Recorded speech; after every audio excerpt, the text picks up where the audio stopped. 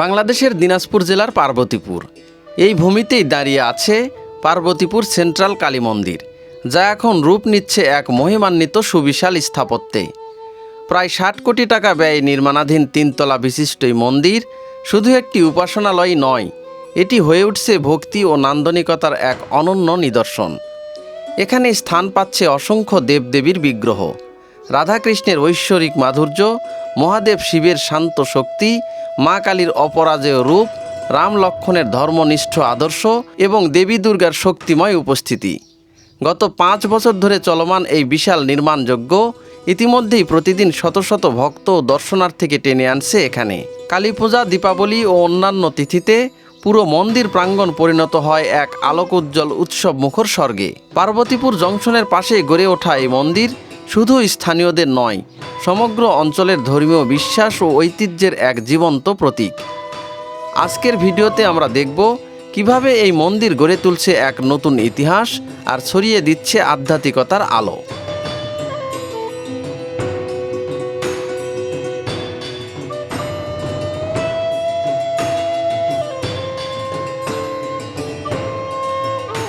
কি সুন্দর এবং কি বিশাল একটা মন্দির! দেখেন, মন্দিরের উপর কিন্তু পতাকা পথ করে উঠতেছে, দেখতেই অনেকটা কত সুন্দর লাগতেছে। দেখেন, দুই পাশে কিন্তু রাধা কৃষ্ণের কিন্তু যুগল মূর্তি কিন্তু রাখা হয়েছে, তার পাশে কিন্তু আবার বাঘও রাখা হয়েছে। বিশাল একটা মন্দির। তো অনেকে যেটা বলতেছে যে এই মন্দিরের নির্মাণ ব্যয় নাকি ধরা হয়েছে ৫০ কোটি টাকা। ইভেন অনেকে যেটা বলতেছে যে ৫০ কোটি টাকা দিয়েও নাকি এর নির্মাণ ব্যয় হবে না, কারণ এটা আপনি দূর থেকে দেখা যাচ্ছে একটা শুধুমাত্র একটা বিল্ডিং, কিন্তু আসলে ভিতরে যখন আমরা নিয়ে যাব আপনাকে, তখন দেখতে পাবেন অসংখ্য দেবদেবীর মূর্তি কিন্তু সুন্দর করে তারা কিন্তু এখানে নির্মাণ করেছেন এবং তারা পর্যায়ক্রমে কিন্তু এর সৌন্দর্য বর্ধনের জন্য তারা কিন্তু কাজ করে যাচ্ছেন। এখানে কিন্তু অসংখ্য দেবদেবীর মূর্তি রয়েছে, প্রত্যেকটা কিন্তু আলাদা আলাদা এবং প্রত্যেকটার জন্য আলাদা আলাদা স্থানও করা হয়েছে। তো চলুন ঘুরে আসি সেই উত্তরবঙ্গের যে আলোচিত এবং যে ভাইরাল যে মন্দিরটা, সেই মন্দিরের পাশে থেকে আপনাদেরকে ঘুরে নিয়ে আসি। এই যে দেখেন, আমি এখন যে মন্দিরটার সামনে দাঁড়িয়ে আছি, এটাই কিন্তু যে নির্মাণাধীন মন্দির, এটাই কিন্তু আলোচিত হচ্ছে সবটা জায়গায়। ভিউয়ার্স দেখেন, আমি ২য় তলার শেষে এখন কিন্তু যে ৩য় যে তলা রয়েছে, সেই ৩য় তলাতে আপনাদেরকে নিয়ে যাচ্ছি। আমি যতই উপরের দিকে যাচ্ছি ততই কিন্তু মানে বিমোহিত হচ্ছি, ততই কিন্তু ভালো লাগা কাজ করতেছে যে এত সুন্দর করে ডেকোরেশন করা, এত সুন্দর করে বানানো।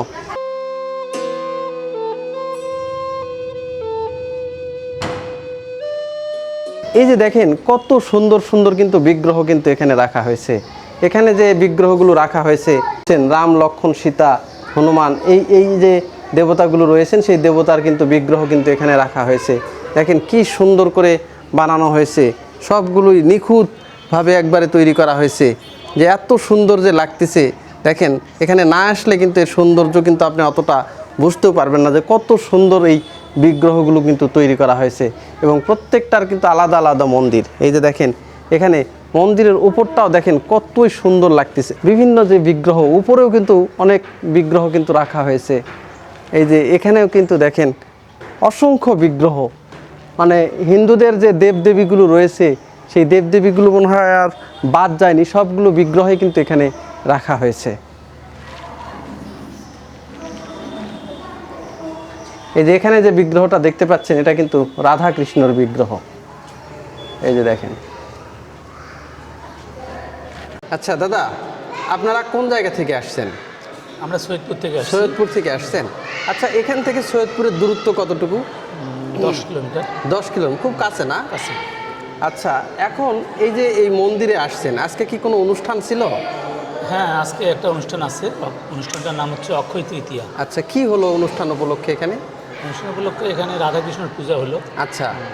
তারপরে কালী মন্দিরে কালী মায়ের পূজা হলো। আচ্ছা। এখানে অনেক কয়েকটা মন্দির একসঙ্গে আছে, তো হ্যাঁ, সবগুলো মন্দিরে মোটামুটি আর কি পূজা হলো, পুষ্পাঞ্জলি হলো।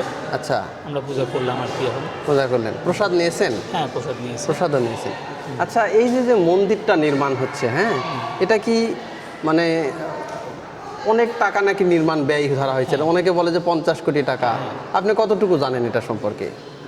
আসলে বাজেটটা কত এটা আমার সঠিক জানা নেই, তবে অনেক বাজেট এরকম 50-60 কোটি টাকা। আচ্ছা আর এটা মূলত ভারত সরকারের অর্থায়নে হচ্ছে, এবং আচ্ছা। এখানকার যৌথ উদ্যোগে হচ্ছে আর কি। আচ্ছা, মানে বাংলাদেশ এবং ভারত দুটার যৌথ উদ্যোগে। আচ্ছা। সরকার আর কি এটাতে অর্থায়ন করতেছে। আচ্ছা। এই দুই অর্থায়নে আর কি হচ্ছে এখানে। পবিত্র, হ্যাঁ দাদা বলেন। আচ্ছা, এই যে মন্দির আজকে দর্শন করলা, বিশাল একটা মন্দির, তো কেমন লাগলো, অনুভূতি কি? আসলে আমি বাংলাদেশের যত জায়গায় গিয়েছি, হ্যাঁ। এখানে যে সনাতন ধর্মের যে বিগ্রহগুলো দেখতে পাচ্ছেন আমার ডান পাশে, এটা কিন্তু দেবাদিদেব মহাদেব রয়েছে, এখানে দুর্গা রয়েছে, সিংহ রয়েছে, পার্বতী, হ্যাঁ। গরু রয়েছে, হ্যাঁ। আর এখানে গণেশ, বাবা গণেশ রয়েছে। হ্যাঁ। কিন্তু এইরকম বিগ্রহ আমি বাংলাদেশের আর কোথাও দেখিনি। আমি চন্দ্রনাথেও গিয়েছি, সেখানে কিচ্ছুই নেই, শুধু পাহাড়ের উপর একটা মন্দির। আচ্ছা। হ্যাঁ, আর এখানে যে সুন্দর করে এই মন্দিরটা নির্মাণ করা হয়েছে এবং যে বিগ্রহগুলো দেওয়া হয়েছে, এটা আসলে আনকমন। তাই? হ্যাঁ, আসলে এটা আনকমন। এইরকম আপনি হয়তোবা দেখেছেন, হ্যাঁ। পুরো বিল্ডিংটা তো ঘুরছেন, হ্যাঁ। বিল্ডিং এর যে কারুকাজগুলো আছে, হ্যাঁ। সেই কারুকাজ কিন্তু ঠিক যে রাজবাড়িতে ছিল সেই রকম করে কিন্তু নির্মাণ করা হয়েছে। হ্যাঁ। আপনারা তো জানেন না যে রাজবাড়ি সেই রাজতন্ত্রের সময় যেগুলো ডিজাইন ছিল, এই এখন কি বলে দাদা এটা, এখন গণতন্ত্র চলছে। এখন গণতন্ত্রের সময় 2026 সালে কিন্তু সেইভাবে নির্মাণ করতেছে। একটাবার আপনি দেখেন, হ্যাঁ। এগুলো কিন্তু পুরানো, আমি যখন ভাঙা রাজবাড়িতে ভিডিও করতে যাই তখন এগুলো দেখা যায়। আচ্ছা। ঠিক সেটা কিন্তু এখানে করেছেন। মানে যে রাজবাড়ি যেরকম কাঠামো ছিল, বা রাজাদের যেমন যে সুনিপুণ যে কারুকার্য ছিল, হ্যাঁ, তো তুমি বলতে চাচ্ছ যে সেই রকম আমার মনে হয় ফিরে আসছে। অবশ্যই 100%। আপনি আমার দেখেন, হ্যাঁ। এই যে এই কারুকাজটা, হ্যাঁ। এই কারুকাজটা শুধু এখানেই না, এই পুরো বিল্ডিং জুড়েই কিন্তু এই কারুকাজটা রয়েছে।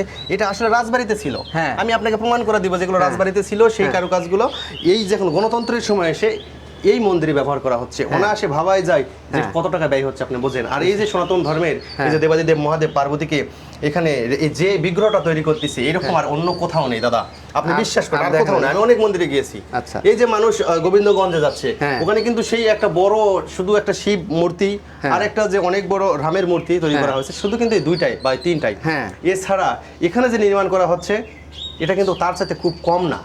আমার মনে হয় এটা যখন সম্পূর্ণরূপে তৈরি হবে, হ্যাঁ। আরো নাকি 3 বছর সময় লাগবে, তখন আমার জানা মতে এটা বাংলাদেশের সর্বোচ্চ মন্দিরে হিট করবে। আচ্ছা, আর একটা বিষয় যেটা বলি সেটা হচ্ছে যে যে চারপাশে যে দেয়ালটা রয়েছে, চারপাশেই কিন্তু বিভিন্ন দেবদেবীর মূর্তি। হ্যাঁ। শুধুমাত্র একটা দুটা মূর্তি না, হিন্দু ধর্মে জানা মতে যতগুলো মূর্তি সনাতন দেবদেবী রয়েছে, ধর্মের কাদেরকে দেবী বলা হয়, হ্যাঁ। যারা সনাতন ধর্ম প্রচার করেছে, হ্যাঁ। যারা সনাতন ধর্ম প্রচার করে বেড়াচ্ছে, অসুরদের সঙ্গে যুদ্ধ করেছে। হ্যাঁ। দেখেন আপনারা দেখেন আপনি হ্যাঁ। ওই যে প্রত্যেকটা দেয়ালে হ্যাঁ। সেই দেবী, সেই দেবতা হ্যাঁ। সবাইকে কিন্তু রাখা হয়েছে। এরকম আর বাংলাদেশে অন্য কোনো জায়গাতে নাই। মোটামুটি আর এই শিবলিঙ্গটা দেখেন, হ্যাঁ। চারপাশে কিন্তু এই শিবলিঙ্গটা তৈরি করা হয়েছে। এই শিবলিঙ্গটার যখন আপনি পুরাটা দেখবেন, এই যে নিচে একটু দেখেন, আপনার হ্যাঁ। ক্যামেরাতে দেখেন, এই যে। দেখেন, হ্যাঁ। এটা কিন্তু সেই রাজবাড়ির জৌলস। হ্যাঁ, এই ছাবাই রাজবাড়িতে রয়েছে, প্রত্যেকটা রাজবাড়ি, প্রত্যেকটা আপনি জায়গায়। সব জেলাতে আছে, সেই যা দেখবেন এরকম আছে। এটা আচ্ছা। তৈরি করতেছেন আসলে। এখন যেটা বিষয়, অনেকে যেটা বলতেছে, কেউ বলতেছে 50 কোটি, কেউ বলতেছে 60 কোটি, হ্যাঁ। কেউ বলতেছে যে আরো বেশি লাগতে পারে। হ্যাঁ। তা আসলে এই নির্মাণ ব্যয় কেমন কি লাগতেছে, এটা একটা আইডিয়া আছে কি?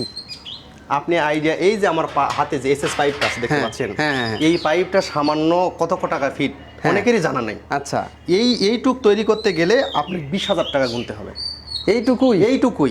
এই যে এইটুকু অংশ আছে, এটা 20,000 টাকা লাগে গুনতে হবে, এই এসএস পাইপের এই অংশটা। আচ্ছা। আর এই যে এই কারিগরটা, হ্যাঁ, আপনাকে আমি তো বলছি আগেই হ্যাঁ। যে রাজবাড়ির জৌলস বহন করতেছে এই মন্দিরে। হ্যাঁ। এই যে ওনার গলায় যে মালাটা আছে, এই কার্তিকের শ্রীকৃষ্ণের গলায় যে মালাটা আছে, এই মালার ডিজাইন করতে গিয়ে কত টাকা খরচ হয়েছে আপনি জানেন? এটা মোটামুটি আমার জানা মতে এখন পর্যন্ত মনে হয় 60 থেকে 70 কোটি হিট করবে এটা। উনি যদি ক্যালকুলেশন দিয়ে হিসাব করে, এই মন্দির মোটামুটি চলে যাবে কাছাকাছি। তাই না? হ্যাঁ, 100%। এই যে সবগুলা দেওয়াল আপনি দেখেন, এগুলো যে বিম, হ্যাঁ। অনেক জায়গায় এগুলো গোল গোল করে হ্যাঁ, রাখতো। গোল করে আর এগুলো রাখে। ঠিক রাজবাড়ির মতো করে রাখছে। একদম দেখেন, নকশা করা দেখছেন? হয়েছে। শুধু এখানেই না, বাইরে একবার দেখছেন, হ্যাঁ। এই যে এই যে। দেখেন, ওই যে শিবের ওইগুলো হর যে- হর মহাদেব, হ্যাঁ, হ্যাঁ, হ্যাঁ। যেই মহাদেব কৈলাস, হ্যাঁ। কৈলাস অনেকেই গিয়েছে, মাউন্ট এভারেস্ট বলে মাউন্ট মুসলমানরা ও হ্যাঁ। খ্রিস্টানরা। সেই মাউন্ট এভারেস্টের যে দেবাদিদেব মহাদেব ওখানে ওম শব্দ ভেসে ওঠে, হ্যাঁ, হ্যাঁ, হ্যাঁ। সেই ওর হাতের ইয়েটা কিন্তু পুরা মন্দির জুড়ে রয়েছে। এবং শুধু যে ওম লেখা আছে তাও না, তার ভিতরেও কিন্তু খচিত বিভিন্ন হ্যাঁ, নকশা করা আছে। ওখানে নকশা মানে ওই যে পার্বতীর কপালে যে একটা চোখ থাকে, হ্যাঁ, হ্যাঁ, সেই হ্যাঁ। চোখের ওখানে ছাবা আছে, আপনি ভালো করে দেখলে হ্যাঁ। দেখতে পাবেন। আবার ওই যে ময়ূর দেওয়া হয়েছে। তাহলে এটা আপনি অনায়াসেই 70 কোটি হিট করবে, এটা স্বাভাবিক, স্বাভাবিক না? একদম মাস্ট। মানে বিল্ডিং এর খরচ খুব একটা না, কিন্তু এই যে নকশা কারুকার্যগুলা আপনার কোটি কোটি টাকা হিট করবে, 70 কোটি একদম নিশ্চিত।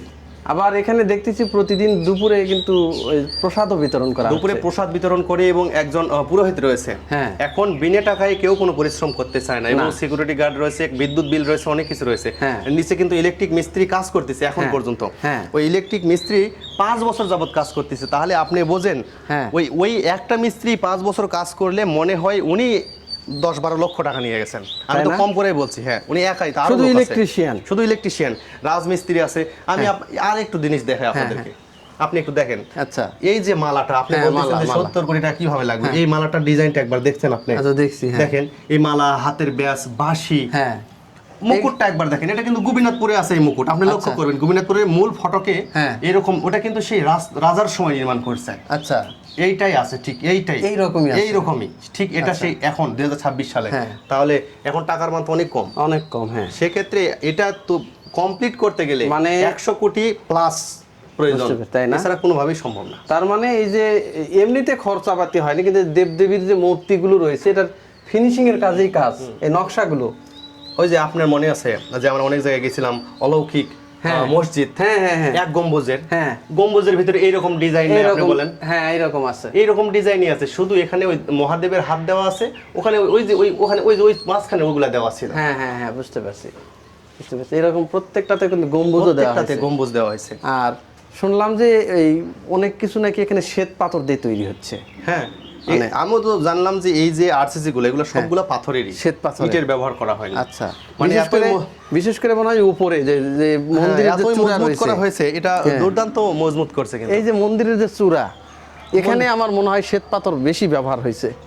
এই যে হ্যাঁ, ওখানে তো কোনোভাবে ইটের কাজ এখানে থাকবে না। ইটের কোনো কাজ নাই না, থাকবে না। দেখেন এইগুলো- আপনি একবার দেখেন উপরে যে সিংহগুলো, হ্যাঁ। একটা সিংহ মোটামুটি 4-5 লাখ টাকা লাগছে। একটা করে। হ্যাঁ, একটা সিংহ দেখছেন, আমাদের কিন্তু দুইজনকে মিলেও একটা সিংহ হবে না। হ্যাঁ, হ্যাঁ, এখান থেকে ছোট দেখা যাচ্ছে, ছোট দেখা কিন্তু যাচ্ছে। কাছে জান এটা কত বড়, কত বড়। আর এই যে সিংহর পাশে যে এই যে বিষ্ণু নাকি এটার মূর্তি দেওয়া আছে, দেখেন হ্যাঁ হ্যাঁ চারদিকে বিষ্ণু চারটা। মূর্তি, বিষ্ণু মূর্তি। আপনি কি মনে করতেছেন এটা তৈরি করতে সাধারণ একটা না ব্যাপার? না না না, এর যে নকশার যে কারুকাজ, এটা দেখেই তো মাথা ঘুরে যাচ্ছে আমার, যে আসলে এগুলা মানুষই করছে না আসলে না, মানুষই করছে, অন্য কিন্তু কিছু অনেক দিয়ে সময় করছে। ধরে, অনেক এখন পর্যন্ত সময় 5 বছর কাজ চলতেছে, বোঝেন? চলমান না, হ্যাঁ। কাজ তো বন্ধ নাই, প্রতিদিনই কাজ হচ্ছে। প্রত্যেকদিন কাজ।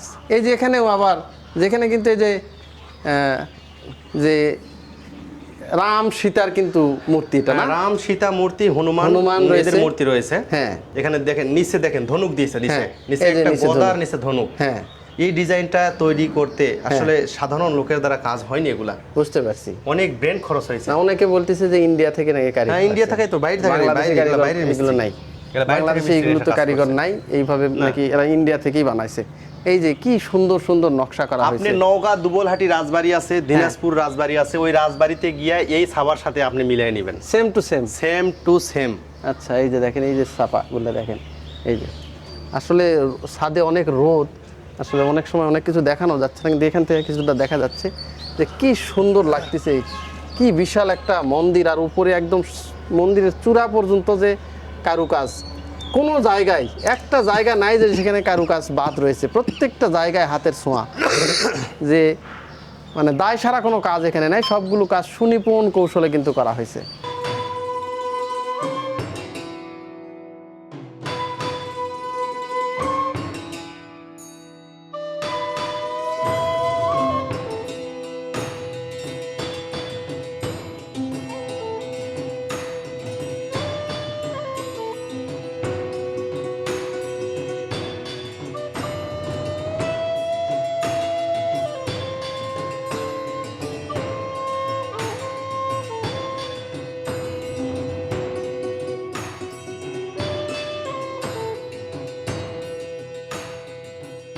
ভিউয়ার্স দেখেন, এই যে যে বিগ্রহগুলো দেখতে পাচ্ছেন, এত সুন্দর সুন্দর বিগ্রহ এবং এত সুন্দর একটা মন্দির এখানে নির্মাণ করা হয়েছে। অনেকে যেটা বলতেছে যে এই মন্দিরের নির্মাণ ব্যয় নাকি 50 কোটি, অনেকে বলতেছে 60 কোটি। আবার এই মন্দিরে যে এই মন্দির নির্মাণের যে ব্যয়ভার যিনি বহন করতেছেন, উনি নাকি একজন একক ব্যক্তি, তো উনি নাম প্রকাশে অনিচ্ছুক একজন ব্যক্তি।